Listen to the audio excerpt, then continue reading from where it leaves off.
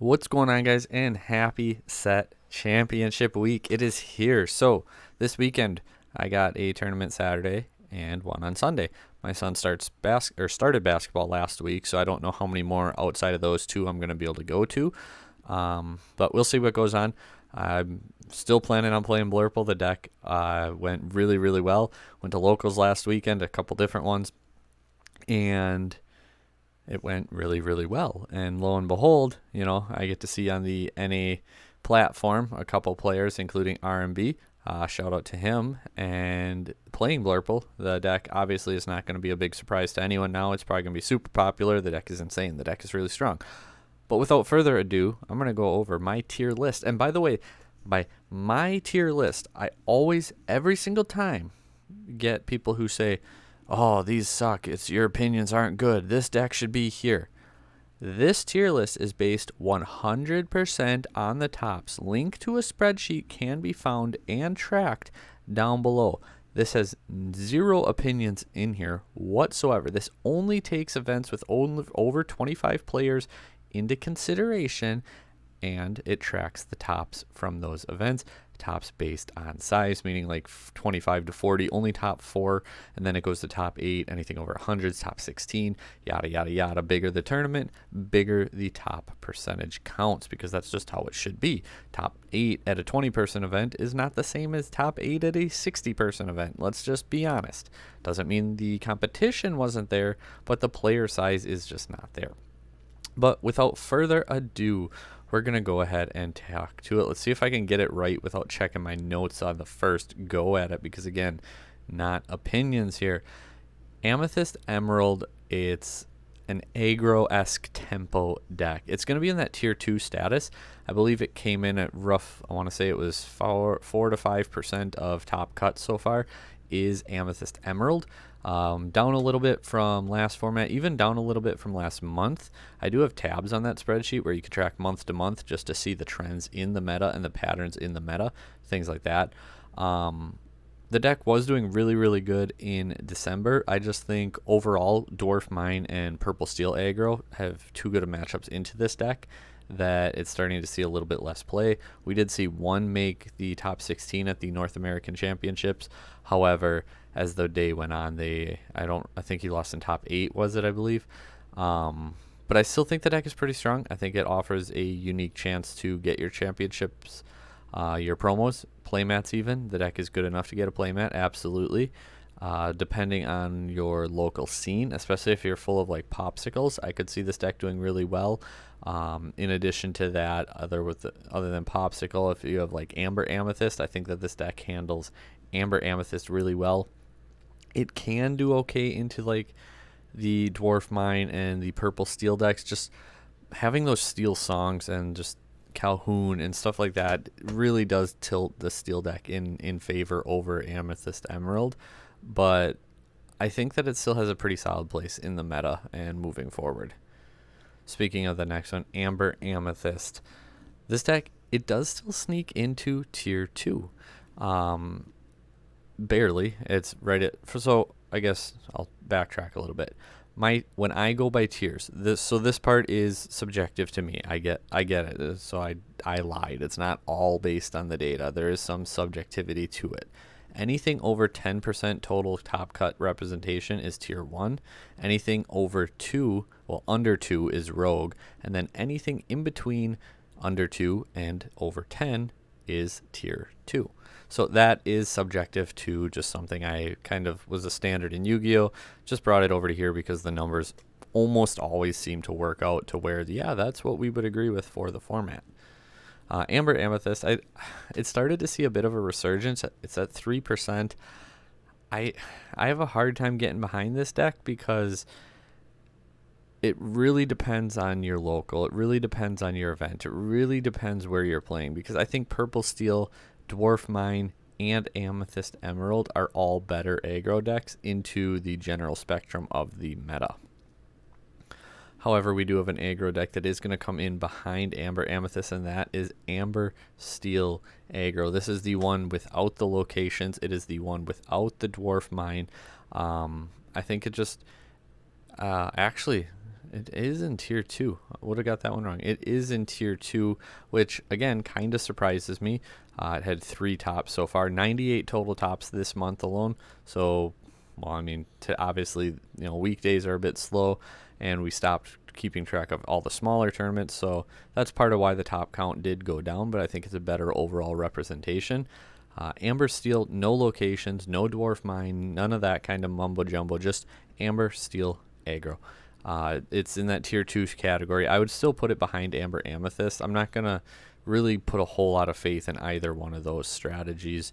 Both are great decks, especially Amber Steel is a very easy to pilot, straightforward, great starter deck. It's a very easy to play. It can be very cheap to make. It is a very good starting deck for someone who's looking to get into the game and isn't really sure what to do. Let's see, moving forward. Now we have Amber Steel locations. It did get a top, so it's going to make its way up into our rogue category, but that's all I got is that one top. It was a deck that kind of got hot towards the end of the format last set, and as it went on, it just seemed to not quite do it. Just clicking on over to my editor right now, and it looks like I have this image stretched too thin. God, that quality is terrible. Let's see if I can't. Does that help at all? No, not really. Might as well leave it bigger because then you can at least see. I do apologize for that. I will get that changed out for the next tier list. That quality is just potato. Blue Steel. This is a deck I had higher hopes for going into the NA championships, and I still have pretty high hopes for it into set championships. But don't let me down. Come on, Blue Steel players. Don't let me down. It comes in at that 2% spot, so it is into tier 2. It did make it. It bumped up from rogue, but I'm still putting faith in this deck, guys. Don't let me down. Don't let me down. Not enough faith to play the deck, but I got enough faith that some of the more well-versed players are gonna do well with it. Maybe we'll build it and play it at a different one. If we can go get our promo Saturday, maybe I'll take Blue Steel Sunday, especially because there'll be a lot of the same players who can really just throw them off. I don't know. We'll see what happens. Blurple. Obviously, this deck's tier 1, guys. That's why we're playing it, right? It's one of the hottest decks in the game right now. It's just seeing so much good play. It's topping left and right. It is actually going to be down here in tier 2. It's in that 5% category, but I do think it's gaining steam. And when set championships are all said and done, I 100% expect this deck to really take off. It's so crazy how strong this deck is. Shout out to Ben with Superior Synergy Games. He's kind of the forefather of Blurple. Been playing it since the Stitch Set Championships. Always telling me how I underrate it. And well, finally, I am a 100% firm believer. In my top 10 for Set Championship video, I said, which that's a subjective video, by the way, I said it's my number 6 deck because I was showing deck lists for the top 5 and I didn't want to reveal my deck list yet. I was like, otherwise I could see it being a top 3 deck, and I truly believe that. I think Blurple is an insane deck. It is poised to do really, really well. And yeah, I really expect Blurple to take over and do really, really well into set championships. I think it's doesn't necessarily have great matchups, but it really doesn't have bad matchups either across the board. It handles aggro really well, actually, which is something that seems a bit odd for like a Sapphire deck. Not saying aggro can't get the jump on you. Sometimes that's just what they do. You know, if they hit it and you don't, like that's what they do. They'll beat any deck on the right day. But I was down 16-0 to Dwarf Mine, and I came back and ended up winning it. 'Cause on that next turn, then I was able to trade into virtually his entire board. Bell coming down to move the damage was just crazy because he had exerted Smee with the 1 damage, so I went Genie into the Smee, took out the Smee, had the 3 damage, played the Bell. Bell moved the 3 damage, so I think it was a Pete that he just played to turn off my actions, which I wasn't going to be playing anyway. I guess it shuts off like Let It Go in that scenario, which is a pretty good card in that general spot I was in. But then moved the damage over to the Pete, and then I think I had a Fox and something else on board and took out one of his 2 locations. And then the next turn he top decked, played the 1 card. I played a Hades, inked his card, took out the other location, ended up just starting to quest up quick. He played another card. I played an Elsa, took it out, quested all the way up to like 13. He's like, do you have another Elsa? Because it's not going to matter what happened. And I think I had 2 more Elsas and a second Hades all in my hand. I'm like, I got the Elsa. But yeah, it was a really fun match. That's enough for that deck. Obviously, you can tell that's a deck I plan to play. That's why it's easy for me to talk about it. Dwarf Mine. This deck is going to be our first Tier 1 deck. Decandio, he pretty much put this deck on the map. And did you guys see he went on to Pride Lands now? He's not playing the Mine in the Dwarf Mine deck anymore. He's playing Pride Lands. Check out his list. There is a Dreamborn, or not Dreamborn. If you Google Lorcana tournament results, go to Ink Decks, and I forget which one it was. That he is like a 167 person one, or was it the 123? It was one of the 100 person events, not the big NA championship one, but one of the other ones. He has his updated Pride Land build, so I'm kind of curious to see how many players are going to move on to that one, because I've always been a critic of this deck. I think that it's a very fast, very strong deck. I just think that it's kind of linear, and if you can stabilize the board state and suffocate their hand, it's a very easy deck to run out of resources with, and that can be a huge problem for them. So overall, I have been very critical of the deck. I still am. I think that it's a great deck for topping. I don't have a ton of faith that it's going to go win you a bunch of events. Second place, Playmat, maybe. Cards, absolutely. Your promos, absolutely. And that's not to say this deck isn't going to win any set championships. I know someone's going to point that out, and we're going to see results, and it's going to be like, oh, it won a whole bunch. But I'd be willing to bet this deck, I was going to say it won't be top 5 for wins. You know what? I'm going to say this deck's not going to be in top 5 for wins by the end of the month. That's what I'm going to say. It's not going to be a top 5 deck as far as wins in tournaments over 25 players by the end of the month. Tops? Yeah, it probably will be top 25, but it wins? I don't think it will be.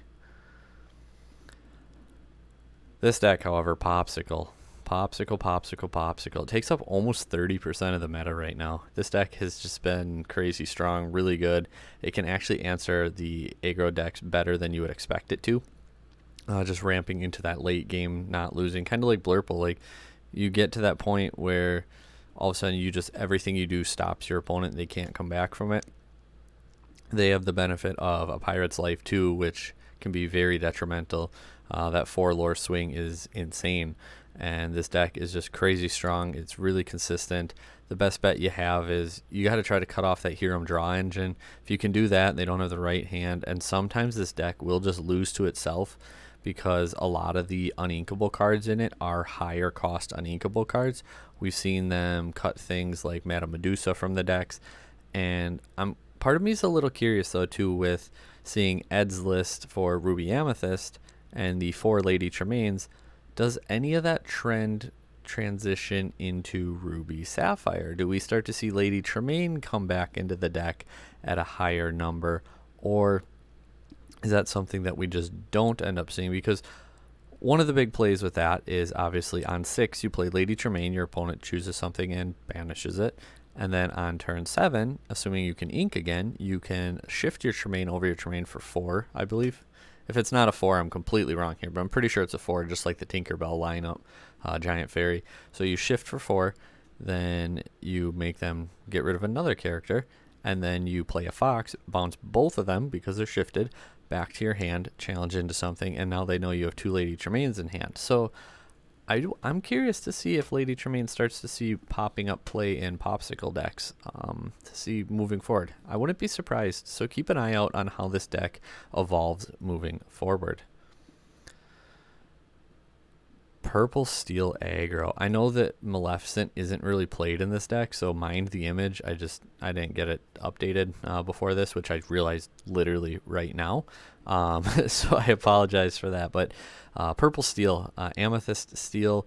This does include the slightly slower version, like Bivens had, which, I mean, that's still a fast deck. There's nothing over 5 costs. Playing the roses to help close out the game, like, it's still a quick deck. I really like that Amethyst Steel can pivot into a slight mid game and has solid options. Also, characters over that 2 willpower or 2 strength mark, and actually a lot of them have like 3 or more willpower too. And I think those are 2 reasons that this deck really is seeing success, is because they don't just have like that 1-1 stat line, 1-2 stat lines, 2-1 stat lines. There's quite a bit of 3-3s. There's 0-4s, but if you're not damaged like Lawrence, you get +4. So like there's a lot of really strong aggressive cards in this deck, and that's why it's being able to see so much success. Ruby Amethyst. This is my deck to perform the best at set championships, and I know it came in a little weak at nationals, or internationals, I guess, North American being 3 countries and all. I still think that it's going to be the deck to top the most during set championships, and I think the fact that it won the NA championships is indicative of that, because now a lot of people are going to try to build towards that. And I'm just curious, like, I don't want to take anything away from it. Like, Ed is arguably one of the best players in the game. There's no question there. One of the best players in the game, if not the best player in the game.